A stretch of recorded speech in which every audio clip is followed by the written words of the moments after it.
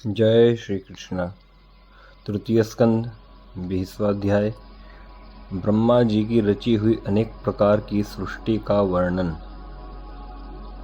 शौनक जी कहते हैं, सूत जी, पृथ्वी रूप आधार पाकर स्वयंभू मनु ने आगे होने वाली संतति को उत्पन्न करने के लिए किन किन उपायों का अवलंबन किया। विदुर जी बड़े ही भगवत भक्त और भगवान श्री कृष्ण के अनन्य सुहृद थे। इसीलिए उन्होंने अपने बड़े भाई धृतराष्ट्र को उनके पुत्र दुर्योधन के सहित भगवान श्री कृष्ण का अनादर करने के कारण अपराधी समझकर त्याग दिया था। वे महर्षि द्वैपायन के पुत्र थे और महिमा में उनसे किसी प्रकार कम नहीं थे तथा सब प्रकार भगवान श्री कृष्ण के आश्रित और कृष्ण भक्तों के अनुगामी थे। तीर्थ सेवन से उनका अंतःकरण और भी शुद्ध हो गया था।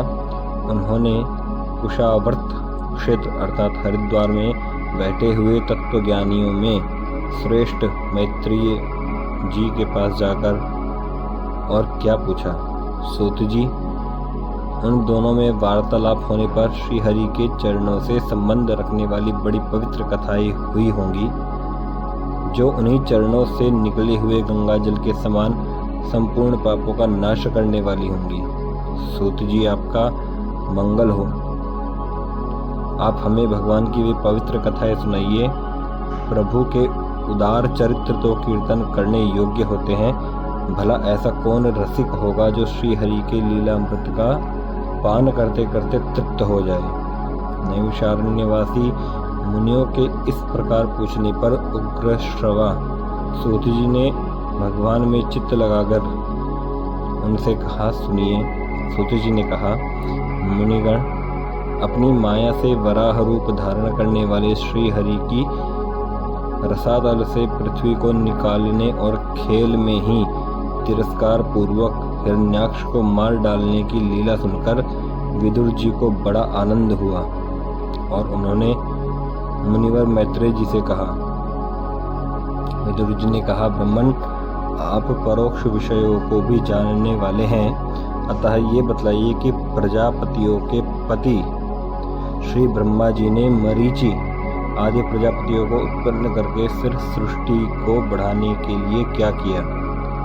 मरीचि आदि मुनीश्वरों ने और स्वयंभू मनु ने भी ब्रह्मा जी की आज्ञा से किस प्रकार प्रजा की वृद्धि की। क्या उन्होंने इस जगत को पत्नियों के सहयोग से उत्पन्न किया या अपने अपने कार्य में स्वतंत्र रहकर अथवा सबने एक साथ मिलकर इस जगत की रचना की। श्री मैत्रेय जी ने कहा, विदुर जी, जिसकी गति को जानना अत्यंत कठिन है, उस जीवों के प्रारब्ध, प्रकृति के नियंता पुरुष और काल, इन तीन हेतुओं से तथा भगवान की सन्निधि से त्रिगुणमय प्रकृति में क्षोभ होने पर उससे महत्त्व उत्पन्न हुआ। देव की प्रेरणा से रज प्रधान महत्त्व से वैकारिक अर्थात सात्विक, राजस और तामस तीन प्रकार का अहंकार उत्पन्न हुआ। उसने आकाश आदि पांच तत्वों के अनेक वर्ग प्रकट किए। वे सब अलग अलग रहकर भूतों के कार्य रूप ब्रह्मांड की रचना नहीं कर सकते थे, इसलिए उन्होंने भगवान की शक्ति से परस्पर संगठित होकर एक सुवर्ण वर्ण अंड की रचना की। वह अंड चेतना शून्य अवस्था में 1000 वर्षों से भी अधिक समय तक कारणाब्धि के जल में पड़ा रहा। फिर उसमें श्री भगवान ने प्रवेश किया। उसमें अधिष्ठित होने पर उनकी नाभि से सहस्त्र सूर्यों के समान अत्यंत दैदीप्यमान एक कमल प्रकट हुआ, जो संपूर्ण जीव समुदाय का आश्रय था। उसी से स्वयं ब्रह्मा जी का भी आविर्भाव हुआ है।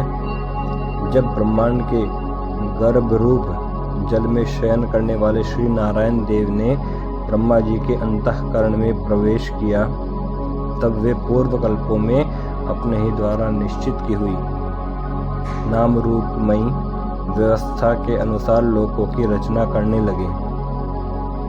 सबसे पहले उन्होंने अपनी छाया से तामिस्त्र, अंधतामिस्त्र, तम मोह और महामोह यों 5 प्रकार की अविद्या उत्पन्न की।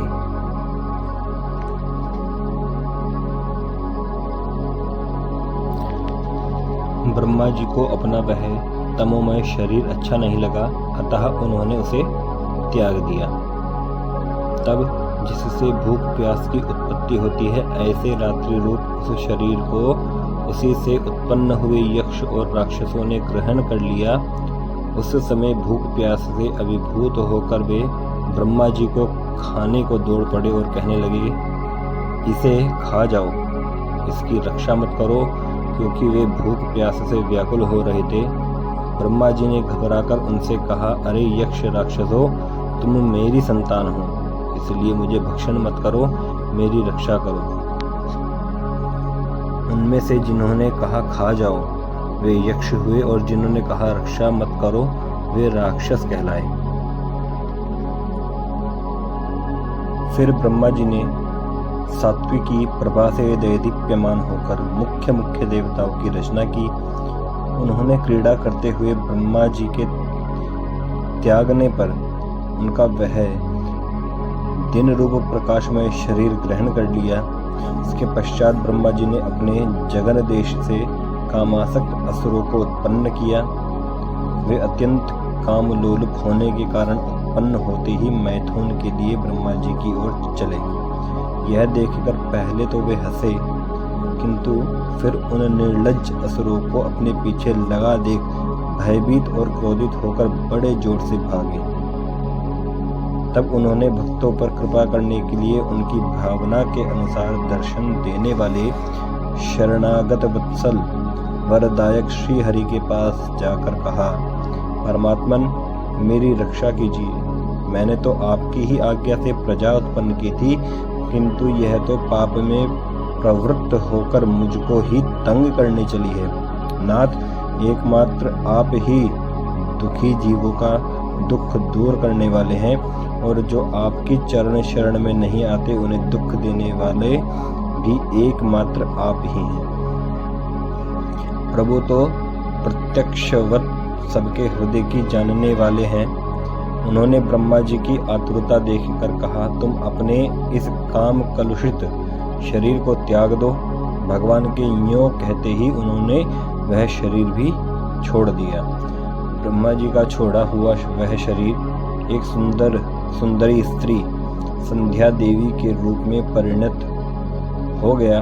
उसके चरण कमलों के पाजेब झंकृत हो रहे थे, उनकी आंखें मतवाली हो रही थी और कमर करधनी की लड़ों से सुशोभित सजीली साड़ी से ढकी हुई थी। उसके उभरे हुए स्तन इस प्रकार एक दूसरे से सटे हुए थे कि उनके बीच में कोई अंतर ही नहीं रह गया था।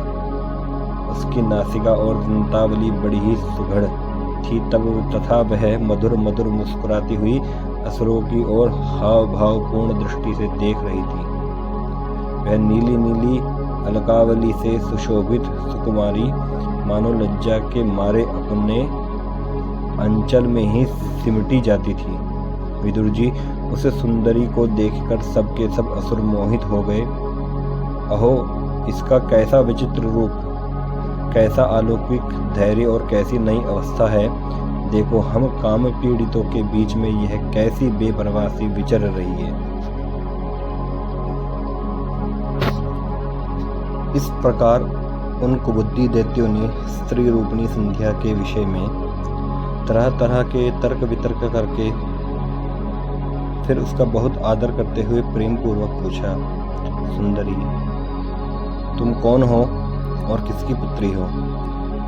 भामिनी, यहाँ तुम्हारे आने का क्या प्रयोजन है? तुम अपने अनूप रूप का यह बेमोल सौदा दिखाकर हम अभागों को क्यों तरसा रही हो? अबले तुम कोई भी क्यों ना हो, हमें तुम्हारा दर्शन हुआ, यह बड़े सौभाग्य की बात है। तुम अपनी गेंद उछाल उछाल कर तो हम दर्शकों के मन को मथे डालती हो। सुंदरी, जब तुम उछलती हुई गेंद पर अपनी हथेली की थपकी मारती हो, तब तुम्हारा चरण कमल एक जगह नहीं ठहरता। तुम्हारा कटी प्रदेश स्थूल स्तनों के भार से थक सा जाता है और तुम्हारी निर्मल दृष्टि से भी थकावट झलकने लगती है। अहो तुम्हारा केश पाश कैसा सुंदर है। इस प्रकार स्त्री रूप से प्रकट हुई उस सायंकालीन संध्या ने उन्हें अत्यंत कामासक्त कर दिया और उन मूढ़ों ने उसे कोई रमणीय रत्न समझकर ग्रहण कर लिया। तदनंतर ब्रह्मा जी ने गंभीर भाव से हंसकर अपनी कांतिमयी मूर्ति से, जो अपने सौंदर्य का मानो आप ही आस्वादन करती थी, गंधर्व और अप्सराओं को उत्पन्न किया। उन्होंने ज्योत्सना अर्थात चंद्रिका रूप अपने उस कांतिमय प्रिय शरीर को त्याग दिया। उसी को विश्वावसु आदि गंधर्वों ने प्रसन्नता पूर्वक ग्रहण किया। इसके पश्चात भगवान ब्रह्मा ने अपनी तंद्रा से भूत पिशाच उत्पन्न किए। उन्हें दिगंबर अर्थात वस्त्रहीन और बाल बिखेरे देख उन्होंने आंखें मूंद ली। ब्रह्मा जी के त्यागे हुए उस जंभाई रूप शरीर को भूत पिशाचों ने ग्रहण किया। इसी को निद्रा भी कहते हैं, जिससे जीवों की इंद्रियों में शिथिलता आती देखी जाती है। यदि कोई मनुष्य झूठे मुंह सो जाता है तो उस पर भूत पिशाच आदि आक्रमण करते हैं। उसी को उन्माद कहते हैं। फिर भगवान ब्रह्मा ने भावना की कि मैं तेजोमय हूँ और अपने अदृश्य रूप से साध्य गण एवं पितृगण को उत्पन्न किया। पितरों ने अपनी उत्पत्ति के स्थान उस अदृश्य शरीर को ग्रहण कर लिया। इसी को लक्ष्य में रखकर पंडितजन श्राद्धादि के द्वारा पितर और साध्य गणों को क्रमशः कव्य, पिंड और हव्य अर्पण करते हैं। अपनी तिरोधान शक्ति से ब्रह्मा जी ने सिद्ध और विद्याधरों की सृष्टि की और उन्हें अपना वह अंतर्धान नामक अद्भुत शरीर दिया, जो एक बार ब्रह्मा जी ने अपना प्रतिबिंब देखा तब अपने को बहुत सुंदर मानकर उस प्रतिबिंब से किन्नर और किम पुरुष उत्पन्न हुए। उन्होंने ब्रह्मा जी के त्याग देने पर उनका वह प्रतिबिंब शरीर ग्रहण किया। इसीलिए ये सब उषः काल में अपनी पत्नियों के साथ मिलकर ब्रह्मा जी के गुण कर्मादि का गान किया करते हैं। एक बार ब्रह्मा जी की सृष्टि वृद्धि न होने के कारण बहुत चिंतित होकर हाथ पैर आदि अवयवों को फैलाकर लेट गए और फिर क्रोधवश उस भोगमय शरीर को त्याग दिया। उससे जो बाल झड़कर गिरे वे अही हुए तथा उनके हाथ पैर सिकोड़कर चलने से क्रूर स्वभाव सर्प और नाग हुए, जिनका शरीर फण रूप से कंधे के पास बहुत फैला होता है। एक बार ब्रह्मा जी ने अपने को कृतकृत्य सा अनुभव किया। उस समय अंत में उन्होंने अपने मन से मनुओं की सृष्टि की। ये सब प्रजा की वृद्धि करने वाले हैं। मनस्वी ब्रह्मा जी ने उनके लिए अपना पुरुषाकार शरीर त्याग दिया। मनुओं को देखकर उनसे पहले उत्पन्न हुए देवता गंधर्वादि ब्रह्मा जी की स्तुति करने लगे। वे बोले, विश्वकर्ता ब्रह्मा जी, आपकी यह मनुओं की सृष्टि बड़ी ही सुंदर है। इसमें अग्निहोत्र आदि सभी कर्म प्रतिष्ठित हैं।